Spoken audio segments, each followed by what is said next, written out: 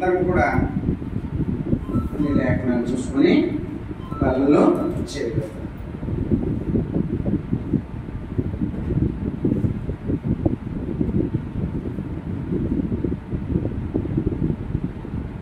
అందరం కూడా ఒకసారి కీర్తన తీయండి. కీర్తనలు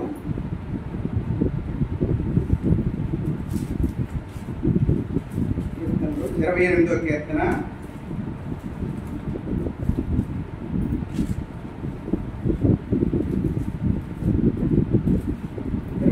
2వ వచనాన్ని చదువుకుందాం.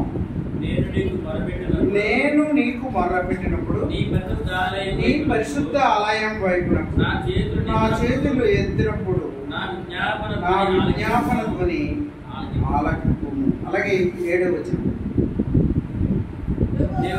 యెహోవా నా ఆశ్రయము నా కేడము నా హృదయము ఆయన యందు నమ్మిక ఉంచిన కనుక నాకు సహాయము కలిగి. అలాగే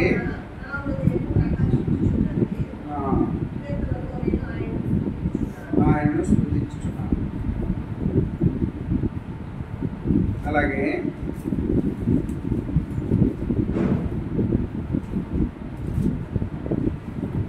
1 కొరింథీయులు 11వ అధ్యాయము 28వ వచనం,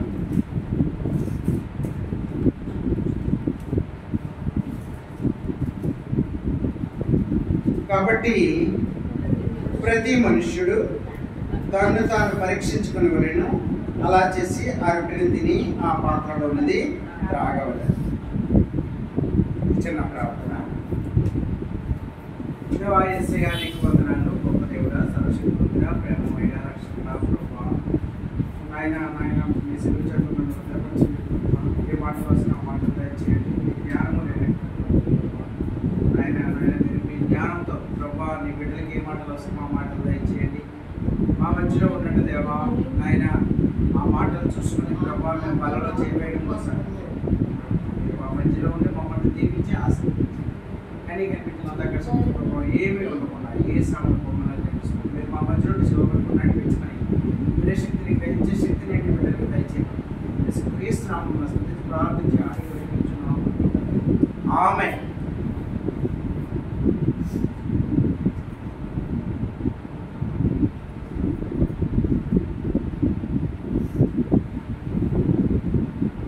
అయితే 28వ కీర్తనలో 2వ వచనంలో మాట్లాడే దేవుడు, నేను నీకు మొరపెట్టినప్పుడు నీ పరిశుద్ధ ఆలయం వైపునకు నా చేతులు నెత్తినప్పుడు నా విజ్ఞాపన ద్వారా ఆలకింపుము అని దావీదు కీర్తన, దావీదు చేసుకోబడుతున్నటువంటి మాట.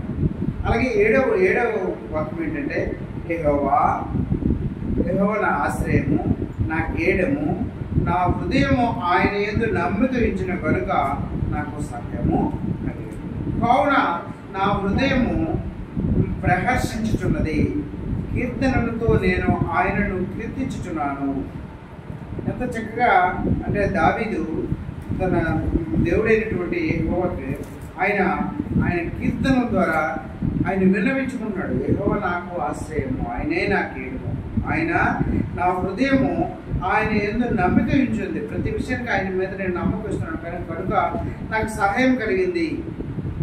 సహాయం చేసినటువంటి దేవుడు ఆయనే. అలాగే 1 కొరింథీయులు 11వ అధ్యాయంలో కూడా మనతో మాట్లాడుతూ ఏంటి అంటే, కాబట్టి ప్రతి మనుషుడు తాను పరీక్షించుకునేవాళ్ళను, అలా చేసి ఆ రొట్టెని తిని ఆ పాత్రలో ఉంది త్రాగబడి.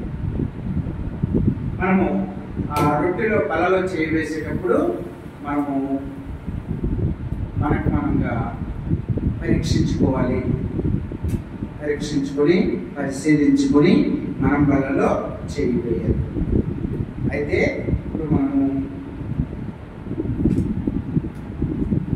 జకర్యా గ్రంథం ఒకసారి చూద్దాం. జకర్యా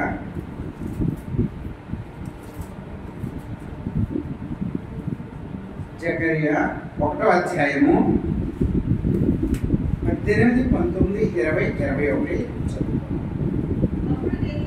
అప్పుడు నేను తేరి చూడగా 4 కొమ్ములు కనబడెను. అవి ఏమిటినని నేను నాతో మాట్లాడుచున్న దూతను అడగగా అతడు, నువ్వు యూదా వారిని, ఇశ్రాయేలు వారిని, యెరూషలేము నివాసులను చెదరగొట్టిన కొమ్ములనెను. యెహోవా నలుగురు కంసాలను నాకు కనపరచగా నేనేం చేయబోతున్నానని నేను అడిగినందుకు ఆయన, ఎవడనూ తలెత్తకుండా యూదా వారిని చెదరగొట్టిన కొమ్ములు ఇవే. అయితే వాటిని భయపెట్టుటకు యూదా దేశస్థులను అందరినీ చెదరగొట్టుటకై వారి మీద బలత్కారము జరిగించిన అన్యజనుల కొమ్ములను పడగొట్టుటకును మీరు వచ్చి ఉన్నారని నాకు సెలవిచ్చును. అయితే ఈ జకరియా గ్రంథంలో దేవుడు మనతో ఎదురు మాట్లాడుతున్నటువంటి విషయాలు ఏంటంటే, అంటే దేవుని మాట ఎవరైతే వింటారో, దేవుని మాట వినకపోవడం వలన కూడా దేవుడు కొన్నిసార్లు దేవుడు మనల్ని మనకి బుద్ధి వచ్చేటట్లు చేస్తాడు కొన్ని సమయం. ఇప్పుడు యోనా తీసుకున్నప్పుడు నినివే పట్టణానికి దేవుడు అన్నప్పుడు దర్శించి వెళ్ళాడు. వెళ్తే ఏం చేసేది? తుఫాన్, ఆ తుఫాన్లో ఆ సముద్రంలో తోసేయడం, అక్కడ చేప మింగడం. అంటే దేవుడు మనల్ని ఏదో చెయ్యాలని కాదు, కానీ సరైన బుద్ధి రావాలనే ఉద్దేశంతో దేవుడు మనల్ని ఆ బుద్ధి వచ్చేటట్లుగా చేసినటువంటి దేవుడు. ఇక్కడ జరుగుతున్న విషయం ఏంటి అంటే, ఇక్కడ అప్పుడు నేను తేరి చూడగా, ఎవరు? జకరియా చూసేటప్పుడు కదా, ఇలా చూసేటప్పటికి అతనికి ఏం చేయగలను? 4 కొమ్ములు కనపడాయి. 4 కొమ్ములు కనపడ్డాయి.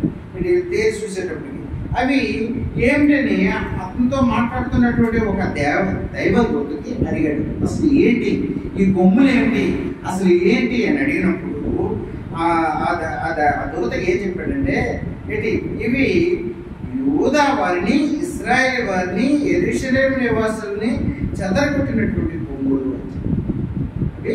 ఈ కొమ్ములు ఏ కొమ్ములు అంటే, యూదా వారు, ఇశ్రాయేలు వారు, యెరూషలేము వారిని చెదరగొట్టినటువంటి కొమ్ములు ఇవి చెప్పినటువంటి దేవుడు. అసలు యాక్చువల్గా ఇవేంటంటే, ఈ కొమ్ములు అంటే అర్థం ఏంటంటే, అవి అధికారాన్ని, శక్తిని సూచిస్తాయి అన్నమాట. దానికి అధికారం సూచిస్తాయి, అవి శక్తిని సూచిస్తాయి. అయితే ఇవి ఈ కొమ్ముల వలన ఏం జరిగిందంటే, దేవుని ప్రజలు, దేవుని బిడ్డలనే చెదరగొట్టే. చూసారా, అసలు దేవుడు ఆ అవకాశం అనేది ఇవ్వడు. దేవుడు ఎందుకంటే తన బిడ్డలకు చెయ్యి వేస్తే తను ఒప్పుకోడు. కానీ ఇక్కడ దేవుని తన బిడ్డలే, ఇశ్రాయేలు ప్రజల్నే, యెరూషలేము ప్రజల్నే ఏంటి అక్కడ వాళ్ళని, తన బిడ్డల్ని ఆయన ఏం చేశాడంటే చెదరగొట్టేటట్లు చేశాడు అనమాట. అంటే యెరూషలేము ప్రజల్ని అక్కడ చెదరగొట్టినటువంటి చేసినటువంటి ఇశ్రాయేలు ప్రజల్ని, యెరూషలేము ప్రజల్ని, అలాగే ఏంటి ఉన్నటువంటి ఇశ్రాయేలు ప్రజల్ని, యూదా వారిని కూడా దేవుడు ఈ 3 ప్రాంతాల్లో ఉన్నటువంటి బిడ్డల్ని చెదరగొట్టడం చేసినటువంటి కొమ్ముల్ని దేవుడే అలా చేశాడు. దానికి కారణం ఏంటి అంటే, వాళ్ళ యొక్క అవిధేయత, వాళ్ళు చేసినటువంటి పాపపు పనులు, వాళ్ళు దేవుని మాట వినకపోవడం. మన జీవితంలో కూడా ఇలాంటి పరిస్థితి అనేది వస్తుంది. ఈ కొమ్ములు గుర్తుగా ఏం చేస్తాయంటే, ఇక్కడ ఉన్నటువంటి ప్రజల్ని చిత్తకొట్టడానికి, వాళ్ళని హింస పెట్టడానికి దేవుడే వాడబోతున్నటువంటి ఆ కొమ్ము. చూసారా, అక్కడ దేవుని బిడ్డలు వాళ్ళు చెప్తే వినరు, వాళ్ళు చెప్తే దేవుని మాటను అంగీకరించరు. అసలు యాక్చువల్గా మనకి అగ్గయ్య ఉంది, అగ్గయ్య తర్వాత జకరియా వచ్చింది.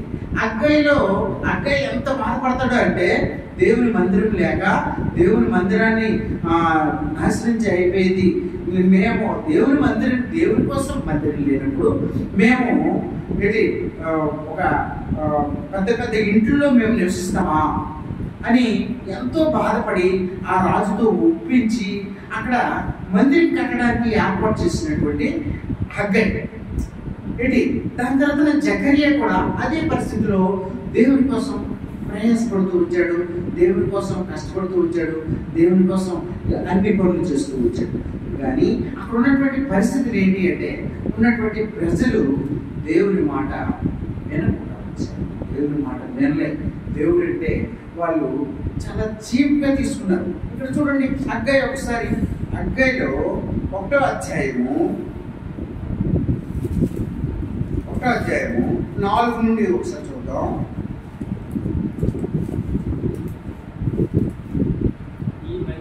ఈ మందిరము పాడై ఉండగా మీరు సరంబ వేసిన ఇండ్లలో నివసించడానికి ఇది సమయమా? కాబట్టి సైన్యములకు యెహోవా సెలవిచ్చినది ఏమనగా, మీ ప్రవర్తనను గురించి ఆలోచించుకుని మీ విస్తారముగా విత్తినను మీకు కొంచెమే పండెను. మీరు భోజనము చేయుచునను ఆకలి తీరుకున్నది, పానము చేయుచునను దాహం తీరుకున్నది, బట్టలు కప్పుకున్నను చలి ఆగకున్నది.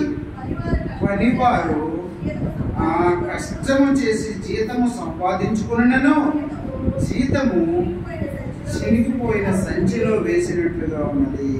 కాగా సైన్యములకు అధిపతికి యెహోవా సెలవిచ్చినది ఏమనగా, మీ ప్రవర్తన గురించి ఆలోచించడం. మనకు కూడా దేవుడు మాట్లాడుతున్నాడు. అక్కడ ఇటు యూదా ప్రజల్ని, ఇశ్రాయేల్ ప్రజల్ని, యెరూషలేము ప్రజల్ని దేవుడు ఎలా చేస్తూ వచ్చాడు. దేవుడు వాళ్ళకి ఎలా చేస్తూ వచ్చాడు. ఎందుకంటే వాళ్ళు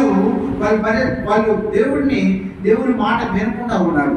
దేవుడు చెప్పినటువంటి మాటలు వాళ్ళు తప్పు చేస్తూ పాపం చేస్తూ ఉన్నారు. వాళ్ళకి దేవుడు ఆ కొమ్ముల ద్వారా ఎలా చేస్తూ వచ్చాడు. ఇక్కడ కూడా దేవుడు చెప్తున్నాడు. ఇక్కడ హగ్గై చెప్తున్నాడు ఏంటంటే, దేవుడికి ఏంటి మందిరం పాడేయండి. అసలు మనము పెద్ద పెద్ద భవనాలు అంటే సరంబి వేసినటువంటి భవనాలు. సరంబి అంటే ఇల్లు కట్టినప్పుడు మధ్యలో సరంబిలు వేసి ఆ ఇంటిని కడతారు. పెద్దగా చాలా ఎత్తుగా కట్టినటువంటి అలాంటి భవనాల్లో మీరు ఉన్నారా? అలాంటి భవనాల్లో మీరు ఎలా ఉండగలుగుతున్నారు? దేవుడికి అసలు ఉండడానికి ఇల్లే లేదే, దేవుడికి ఉండడానికి అసలు ఏమీ లేదే, మనం ఎలా ఉంటాము అని నాతో మాట్లాడటం విస్తారం పెట్టి అలాగా ఉండడం వలన, దేవుని మాట వినకపోవడం వలన, దేవుని మనం పరిశీలించకపోవడం వలన నా పరిస్థితి ఏమవుతుందో కూడా మనతో మాట్లాడుతున్నాడు. మీరు విస్తారంగా విత్తిన అంటే ఏదో సంపాదించాలని ఎంతో ప్రయత్నించినా మీకు ఏం మిగులుతుంది? కొంచెమే మిగులుతుంది. దేవుని పని చేయాలి. మనం ఎప్పుడైతే దేవుని వర్క్ చేస్తామో దేవుడు మన పని చేస్తాడు. దేవుడు మన పని చేస్తాడు. అందుకే ఇక్కడ చెప్తున్నాడు, మీరు ఏదేదో చేయాలని అనుకుంటున్నారు, మీరు ఎంత విత్తినా మీకు కొంచెమే పడుతుంది, ఎక్కువ పండదు. మీరు భోజనం చేస్తారు కానీ మీ ఆకలి తీరదు, నీరు తాగుతారు కానీ దాహం తీరదు, బట్టలు కట్టుకుంటారు కానీ చలి ఆగదు. ఏంటి ఎంత కష్టపడి జీతం సంపాదించినా ఆ జీతము చినిగిపోయిన సంచిలో వేస్తే ఎలా కిందకి పడిపోతాయి, అలాగే పడిపోతాయి. కాబట్టి ఏం చెప్తున్నాడు కాగా, సైన్యములకు అధిపతికి యెహోవా సెలవిచ్చినది ఏమనగా, మీ ప్రవర్తనను గురించి ఆలోచించుకోండి. మన ప్రవర్తన గురించి అక్కడ యూదా వారు, అక్కడ యెరూషలేము వారు, అక్కడ ఏంటి ఇశ్రాయేలు ప్రజలు వాళ్ళ ప్రవర్తన బాగులేకపోవడం, వాళ్ళ పరిస్థితి ఏమైపోయిందంటే వాళ్ళు కష్టాల్లోకి వెళ్ళిపోయారు. వాళ్ళకి అలాంటి కొమ్ములు నన్ను వెంబడిస్తున్నాయేమో, అలాంటి ఏంటి ఈ లోకం వైపు చూస్తున్నామేమో, ఈ లోకరీతిగా తిరుగుతున్నామేమో, ఆ కొమ్ములు మనల్ని కూడా ఇబ్బంది పెడుతున్నాయేమో, మనకు పరిశీలించుకోవాలి. దేవుని వైపు మనము అసలు దేవుని మాట వింటున్నామా? దేవుడు మన ఒక ఉద్దేశంతో, పర్పస్తో దేవుడు ఏర్పాటు చేశాడు. కనీసం ఆయన ఉద్దేశాన్ని మనం నెరవేర్చలేకపోయినా, ఆ పర్పస్ని మనం కంప్లీట్ చేయలేకపోయినా, కనీసం దేవుని మాట విని దేవుని మాట చిత్త ప్రకారంగా మనం నడుచుకుంటున్నామా లేదా, మన జీవితాన్ని మనం ఒకసారి పరిశీలించుకొని మనము మనలో చేయవేయాలన్నమాట. ఎందుకంటే మనం పరిశీలించుకోకపోతే ఏంటి, మన జీవితాన్ని కానీ మనం పరిశీలించుకోకపోతే ఏంటి ఏమవుతుందంటే దేవుడు కావాలని ఎలా చేస్తారు? ఇక్కడ చెప్పాడు ఏంటంటే ఆ కొమ్ములు ఏం చేస్తాయంటే, ఆ కొమ్ములు గుర్తుగా ఉన్నటువంటి చాలా జాతులు ఉన్నాయి దేవుని యొక్క బిడ్డలు. ఏంటి ఆ దేవుడే వాడబోతున్నటువంటి ఆ దేవుని మనుషులకి ఆ కొమ్ముల ద్వారా వారికి అటాక్ జరుగుతూ ఉంటుంది. అంటే దేవుడు కొన్ని సమయాల్లో అది ఎలా చేస్తాడనమాట. అది ఎలా చేయడం వల్ల అందుకే చెప్తాడు 1 సమూయేలు 2:10 ఏం చెప్తాడంటే, మొదటి సమూయేలు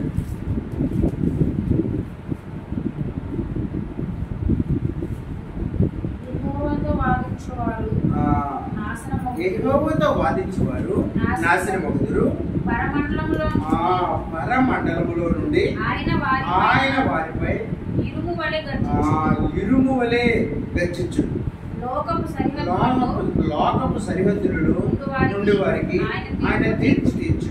తాను నియమించిన రాజునకు ఆయన బలమిచ్చును. తాను అభిషేకించిన వారికి అధిక బలం.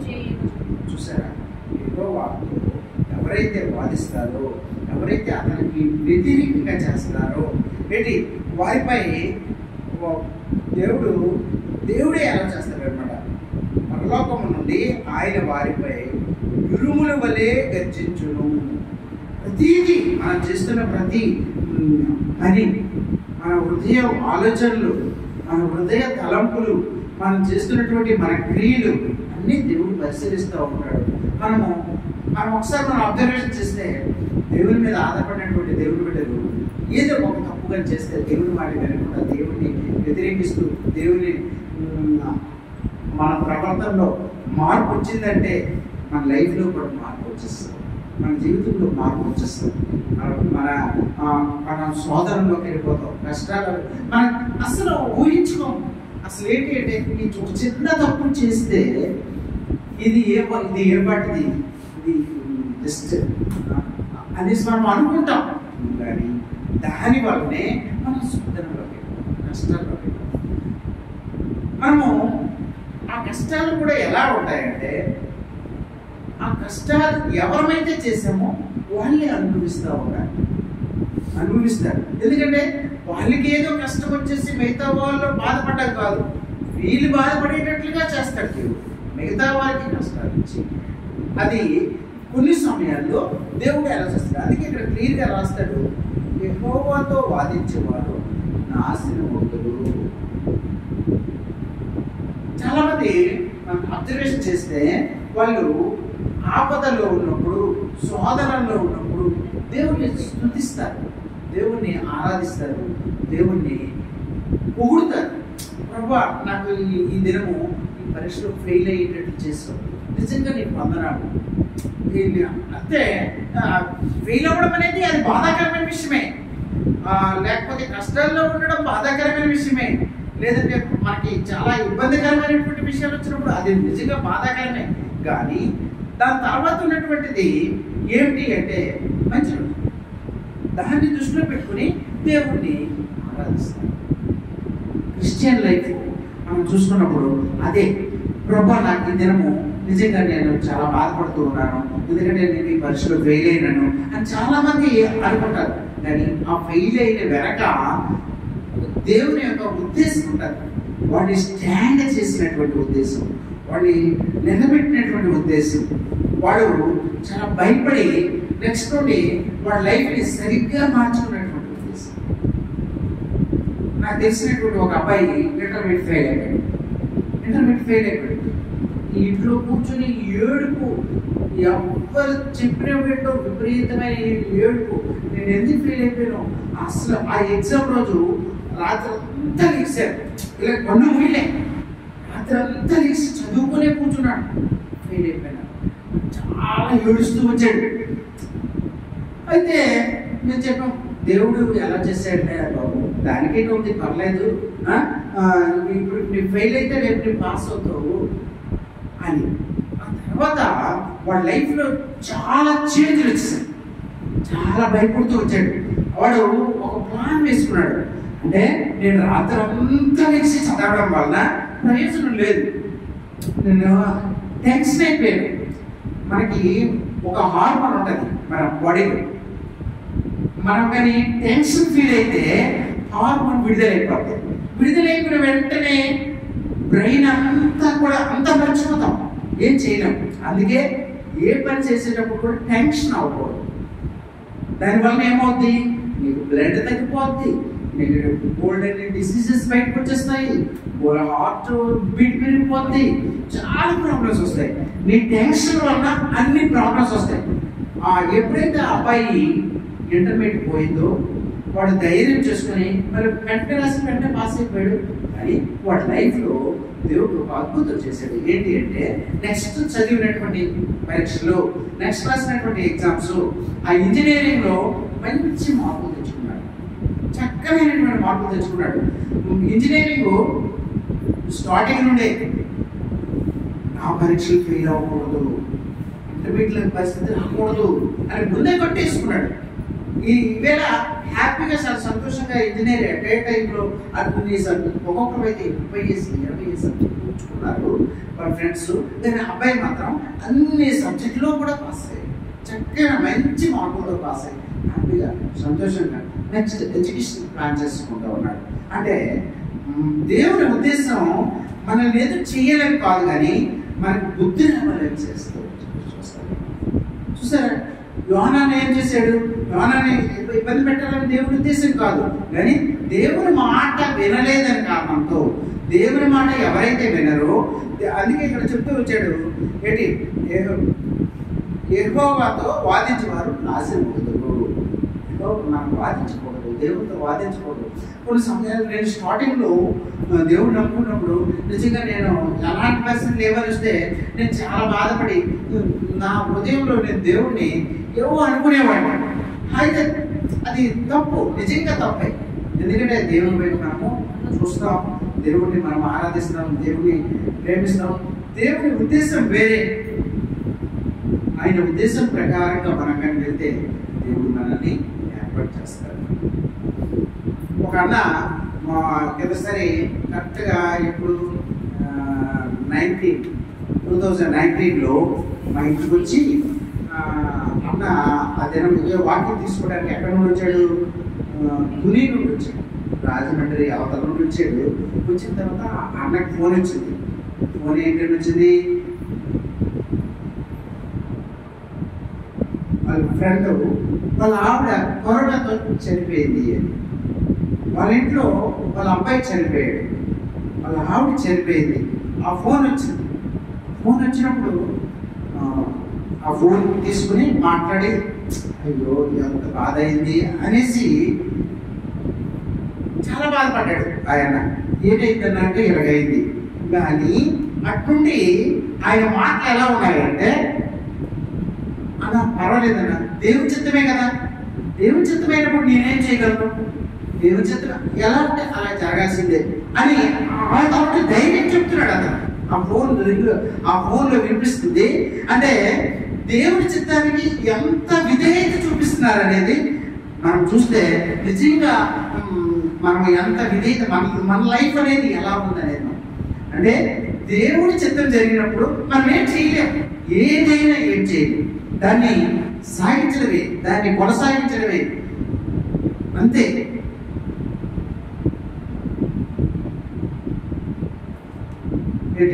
చాలా కొన్ని పరిస్థితులు దేవుడి అలా చేస్తారు. ఇక్కడ ఇశ్రాయేల్ ప్రజల్ని, యూదా ప్రజల్ని, యెరూషలేము ప్రజల్ని దేవుడు అలా చేస్తూ వచ్చాడు. ఆ కొమ్ముల్ని ఎలా చేస్తూ వచ్చాడు. మన జీవితంలో కూడా మన జీవితాలు ఎలా ఉన్నాయి, మనం ఎలా ఉంటున్నాం అనేది మనం పరిశీలించుకోవాలి. మనం చక్కనైనటువంటి మార్గంలో దేవునికి ఏమైనా దూషిస్తున్నామా, లేకపోతే దేవుడితో వాదిస్తున్నామా, లేకపోతే మన జీవితాలు కూడా నాశన మార్గంలోకి వెళ్ళిపోతాయి. అందుకే ఇక్కడ ఏం చెప్తున్నాడంటే, యెహోవాతో వాదించేవారు నాశనం అవుతారు. పరమండలంలో నుండి ఆయన వారిపై ఉరుముల వలె గర్జించును. లోకపు సరిహద్దులో నుండి వారికి ఆయన తీర్పు తెచ్చును. తాను నియమించిన రాజులకు ఆయన బలమిచ్చును. తాను అభిషేకించిన వారికి అధిక బలము చేయను. దేవుడు కావాలని కొన్ని ఎలా చేస్తాడు, వాటిని మనము స్వీకరించాలి. వాటి వల్ల మనము హ్యాపీ ఫీల్ అవ్వాలి. దేవుడు ఈవేళ నాకు ఈ కష్టాన్ని ఇచ్చాడు, ఈ ఆపదని ఇచ్చాడు, దేవుడు నాకు మనకి ఇప్పుడు చీకటి వచ్చింది, చీకటి వచ్చిన తర్వాత నెక్స్ట్ వెళ్తే ఆ చీకటి పోతుంది, ఆ రాత్రి పోతుంది, ఆ 10 గంటలో 12 గంటలో అయిపోయిన తర్వాత నెక్స్ట్ మనకు వెలుగనేది వస్తుంది. దాన్ని మనం చూడాలి. నెక్స్ట్ రాబోయే దానికి మనం విధేయత చూపించి రాబోయే దానికోసం చూసి మనం ఆనందించాలి. ఒక అబ్బాయి వాళ్ళ డాడీతో గొడవ, నాకు మంచి షూ కావాలి, మంచి షూ కావాలి, నా షూ డాడీ లాస్ట్కి షూ తెచ్చాడు. ఆ షూ వాడికి కావాలి, అవ్వకపోతే ఆ షూ ఇసుకు కొట్టాడు. ఏంటి ఇలాంటి షూ తెచ్చేవాడి? వాడికి వాడు నాన్న బయటికి తీసుకుని చూపించాడు, చూడరా నీకు షూ తెచ్చాను, కనీసం ఎంత ఖరీదైన షూ, నీకు బాగలేకపోతే బాగలేకపోవచ్చు, ఇప్పుడు వేరే విషయం. చూడు అక్కడ ఉన్న అతను చూసేవా, అతనికి 2 కాళ్ళు లేవు, నీకన్నా ఆలోచించేది చూపించాడు. అంటే వాడి మీదకి నేను బెటర్ కదా, 2 కాళ్ళు ఉన్నాయి అని ఆలోచించట్లేదు. వాడికి షూ కావాలి, వాడి డాడీ, వాళ్ళ మమ్మీ, డాడీ, చాలా మంది పిల్లలు వాళ్ళ ప్రవర్తన డిఫరెంట్గా ఉంటుంది ఇవేళ. అదనమాట. అయితే అందుకే దేవుడు ఎలా చేసింది మనము స్వీకరించాలన్నమాట. అందుకే చూడండి, ఇంకా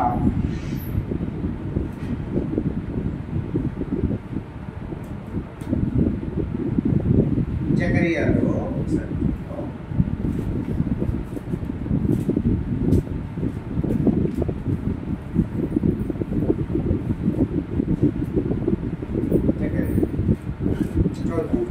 అప్పుడు నేను తేరు చూడగా ఆ 4 కొమ్ములు కనబడాను. అవి ఏమనగా, నేను నాతో మాట్లాడుచున్నటువంటి దూతను అడగగా అతడు అవి యూదా వారిని, ఇశ్రాయేలు వారిని యెరూషలేము నివాసులను చెదరగొట్టు. అయితే దాని తర్వాత ఏంటంటే, యెహోవా 4 కంసాలు నాకు కనబడగా వీరేమి చేయబోతున్నారని నేను అడిగినందుకు ఆయన ఎవడనూ తల ఎత్తకుండా యూదా వారిని చెదరగొట్టిన కొమ్ములు ఇవే. అయితే వాటిని భయపెట్టుటకు యూదా దేశస్థులందరినీ చెదరగొట్టుటకై వారి మీద బలత్కారము జరిగించిన అన్యజనుల కొమ్ములను పడగొట్టుటకును నేను ఇచ్చున్నారని నాకు సమర్పించాను. అయితే ఈ కొమ్ములు అనేవి కొన్ని సమయాల్లో దేవుడు మనకి వ్యతిరేకంగా ఏర్పాటు చేసినటువంటి పరిస్థితి. అయితే అక్కడ వాటిని మనం అధిగమించాలి అంటే చాలా పరిస్థితి. దేవుని ఇష్టపూర్వకంగా మనం పనులు చేసినప్పటికీ మన అవిధేయత, మన హృదయంలో ఉన్నటువంటి ఆలోచనలు, మన హృదయ తలంపులు, మన చెడు ఆలోచనలు, చెడు తలంపులు, దాన్ని బట్టి మన క్రియలను బట్టి దేవుడు మనకు ప్రతిఫలించినటువంటి దేవుడు. అందుకే మనము ఇతరుల కోసం కష్టాల్లో ఉన్నప్పుడు మనం ప్రతి ఒక్కరూ నేర్చుకోవాల్సినటువంటి విషయం ఏంటి అంటే, ఎవరైనా కష్టాల్లో ఉన్నప్పుడు వాళ్ళు వెంటనే మనం ప్రార్థన చేయడం అనేది అట్లీస్ట్ మన సంస్కారంగా మనము ఆలోచించాలి. ఒకసారి నేను ఒక అన్నతో వెళ్తున్నాను, నిద్ర బైక్లో వెళ్తున్నాము, అన్నకి సడన్గా ఫోన్ వచ్చింది. వెంటనే బైక్ పక్కకి తీసి అక్కడే పెట్టి, అన్న ఇలాగా వాళ్ళ నాన్నగారు సీరియస్లో ఉన్నారు, ఐసీయూలో ఉన్నారని ఫోన్ వచ్చింది. అయితే వెంటనే వెంటనే ఆ రోడ్డు మీద బండి పక్కకి తీసి స్టాండ్ వేసేసి అక్కడ ప్రార్థన చేశాను. తమ్ముడు నాకు ఇది ఉన్న అలవాటు, మరి నేనేం అనుకోకు, ఎవరికి బాగోలేదన్నా ఆ క్షణంలోనే నాకు ప్రార్థన చేయడం అలవాటు అని చెప్పి, that is very good habit. చాలా మంచి నిర్ణయమే. మనం కూడా అది నేర్చుకోవాలి. ఎవరికి బాగోలేదన్నా మన కోసం మన ప్రార్థన ఎలాగా చేస్తాం, మన కోసం, మన ఇంటి వాళ్ళ కోసం, మన పిల్లల కోసం, మన ఇంటి బంధువుల కోసం, అమ్మా నాన్న కోసం ప్రార్థన చేస్తాం. అది కాదు కానీ మనకి ఎవరికైతే బాగోలేదో, ఎవరైతే అనారోగ్యంతో ఉన్నారో, ఎవరైతే కష్టాల్లో ఉన్నారో వారి కోసం మనం ప్రార్థన చేయడం అనేది నేర్చుకోవాలి. వెంటనే చేయడం అనేది అది నిజంగా మంచి ఉన్నటువంటి సంస్కారం. ఎందుకంటే మనం ఏమనుకుంటాము, మెసేజ్ చదువుతాము, మెసేజ్ చదివి రాత్రి ఫ్యామిలీ ప్రేయర్లు చేస్తున్నానులే అనుకుంటాం, లేదంటే తెల్లవారేసి మళ్ళీ నేను చేస్తానులే అనుకుంటాం. నేను అది మర్చిపోతాం. నువ్వు వెంటనే చేయగలిగినప్పుడు నీకు గుర్తుంటుంది. మళ్ళీ ఎన్నిసార్లు మనం ప్రార్థన మన గురించి చేసుకున్నప్పుడు మళ్ళీ అది గుర్తొచ్చి మళ్ళీ చేస్తాం. ఆ ప్రార్థన అనేది మనం నిజంగా చూసుకోవాలి. నిజంగా అది ఆ ప్రార్థన అనేది చేస్తుంది. అయితే దేవుడు అలాగే ఎలా చేస్తూ వచ్చాడు. దానియేలు ఒకసారి చూద్దాం.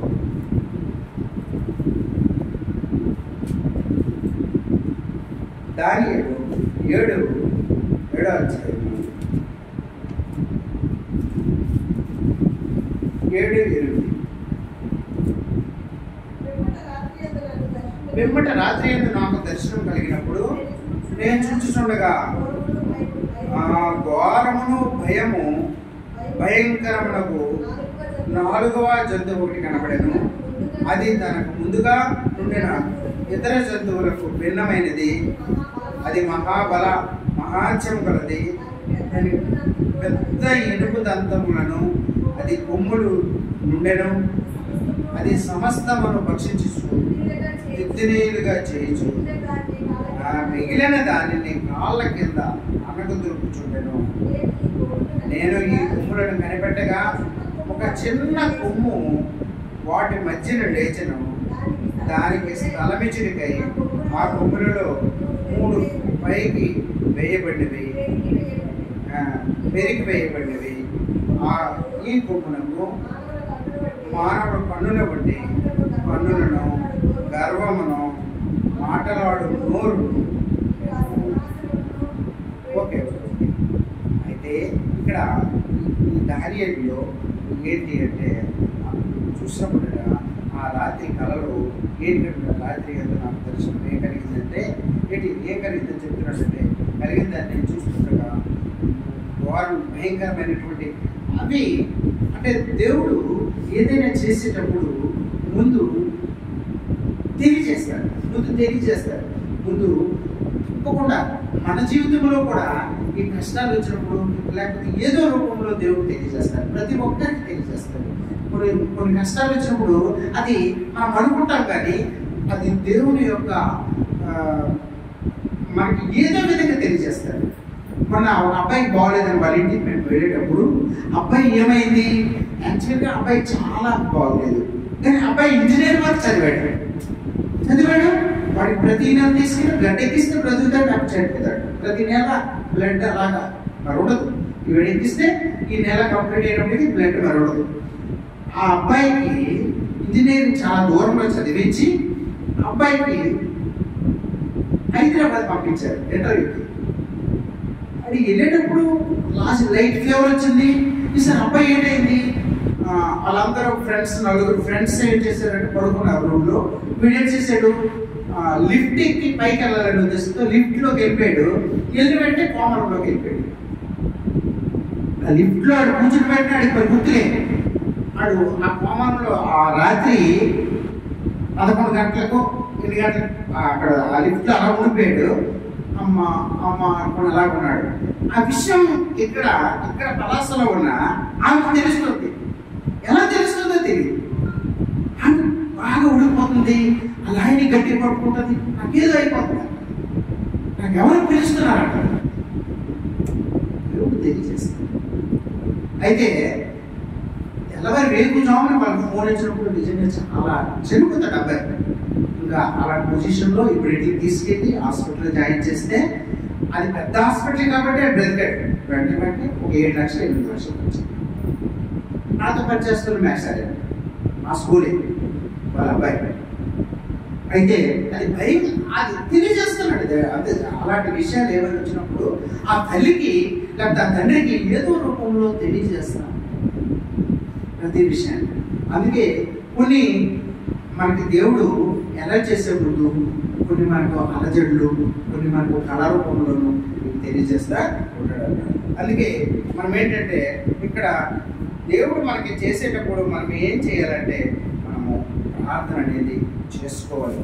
దేవునికి ఏది ఇష్టమో ఏంటి అది మనము ఎలా మనం చేసుకోగలగాలి. చేసుకున్నప్పుడు దేవుడు తప్పకుండా ఇక్కడ ఒకసారి చూడండి జకర్యాలోనే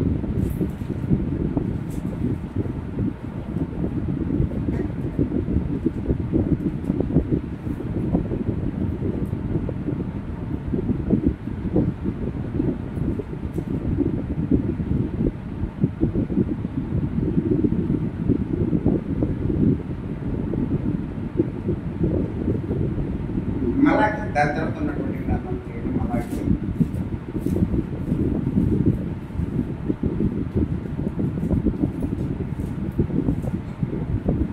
4వ అధ్యాయము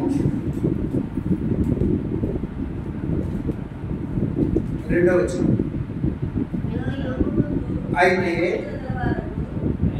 అయితే నా నామమునందు భయభక్తులు కలవారకు మీకు నీతి సూర్యుడు ఉదయించును, అతని రెక్కల ఆరోగ్యం కలుగజేయును. కనుక మీరు బయలుదేరి కొవ్విన దూడలు వంతులు వేయినట్లు వంతులు వేయుదురు. మనము ఆయన నామందు భయభక్తులు కలిగి ఉండాలి. కలిగి ఉండి అలా కలిగి ఉన్నప్పుడు నీతి సూర్యుడు ఉదయించును, అతని రెక్కల ఆరోగ్యాన్ని ఇచ్చినటువంటి. అయితే మనము చేయాలి ఏంటంటే మనం ప్రార్థనే చేయాలి. దాని గురించి ఏమి చేయలేము. చాలామంది ఆ విజ్ఞాపన ప్రార్థన అనేది మనము అడగాలి. ఇది చాలామందికి కొంతమందికి ఉన్నటువంటి మంచి అలవాటు ఏంటంటే వాళ్ళు ఏదైనా బాగలేకపోవడం కానీ ఏదైనా అయితే అందరికీ మెసేజ్లు పెట్టి ప్రార్థన చేయండి అని చెప్తారు. That is very good habit. అది చాలా మంచిది. కొంతమంది ఏమి చెప్పరు, వాళ్ళు వాళ్ళే పడతారు. అది కాదు. కానీ అది దేవునికి మనం ఎక్కువగా ప్రార్థన చేయగలగాలి అంటే మన ప్రార్థన అయితే చాలదు, కానీ మన తోటి వారి ప్రార్థన కూడా మనము అడగాలన్నమాట. అయితే ఈ హబక్కూకులో చెప్తూ వచ్చాడు ఒకసారి ఏంటి మనం ఎలా ఉండాలి అంటే మనము